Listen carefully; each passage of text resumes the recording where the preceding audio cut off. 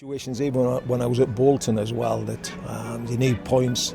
You're either in a position where you're trying to get up or you're trying to this football club to continue being. I hated him. That's what Colin Todd might as well have said about half the people he worked with in football. You clicked on this video expecting stories about players Todd despised, but the truth is darker. Todd's hatred wasn't always about players. It was about control. From boardrooms to dressing rooms, Todd was a man who couldn't stand being ignored. And when people stopped listening, he lashed out. Let's start at Bolton in 1999. Todd had just guided the club to the Premier League in record-breaking style 2 years earlier, but now they were back in the First Division, stuck in a brand new stadium that was bleeding them dry. The Reebok Stadium was supposed to secure Bolton's future. Instead, it nearly destroyed them. The club owed £10 million.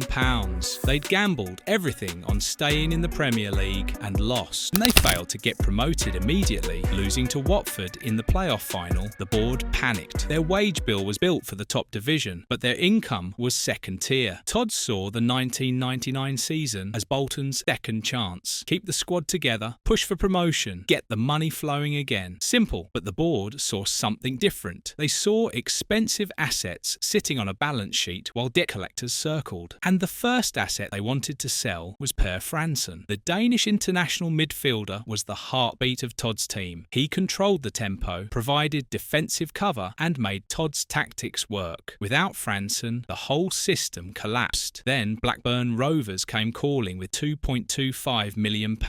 Blackburn weren't just any club. They were a direct rival in the promotion race, funded by the Jack Walker Trust, and they were building a team to go straight back up. Selling Fransen to them wasn't just losing a player, it was handing a weapon to the enemy. Todd fought against it for nearly a week. He pleaded with the directors, explaining that the money from the transfer would be nothing compared to the riches of promotion. With Fransen, Bolton had a real chance. Without him, they were just another struggling club. The board didn't care. They sanctioned the transfer anyway. The balance sheet mattered more than the league table. Todd viewed this as a complete betrayal. He believed the manager and the board were supposed to be working toward the same goal, but Bolton's directors had a different goal entirely. They wanted to survive financially, even if it meant sporting surrender, and that's exactly what selling Fransen represented to Todd. Surrender. On September 22nd, 1999, the morning after his son Andy had captained Bolton to a League Cup victory over Gillingham, Colin Todd resigned. The timing was deliberate. This wasn't about poor results. This was about principle. Todd called his position untenable. He said the sale of Fransen made it unbearable for himself and the players. He admitted it would be very difficult to push the club in the direction he wanted it to go. That direction was up. The board's direction was just staying afloat. Before he quit, Todd had already been fighting public battles. Fans and media were demanding Bolton spend big money on players like Robbie Keane, who Coventry had bought for £6 million. Todd lashed out, saying it was ridiculous to compare Bolton's spending to clubs like Coventry. He wanted constructive criticism instead of whining, but he was trapped. The board wouldn't spend. The fans demanded signings, and Todd was stuck in the middle with a squad being picked apart. And Fransen was just the beginning. Nathan Blake was next. The Welsh international striker had scored 12 goals in the Premier League the previous season, despite Bolton going down. He was their main goal threat, and Todd knew exactly what would happen. Blake's contract had a relegation clause that gave him leverage. The board had previously rejected a £4.5 million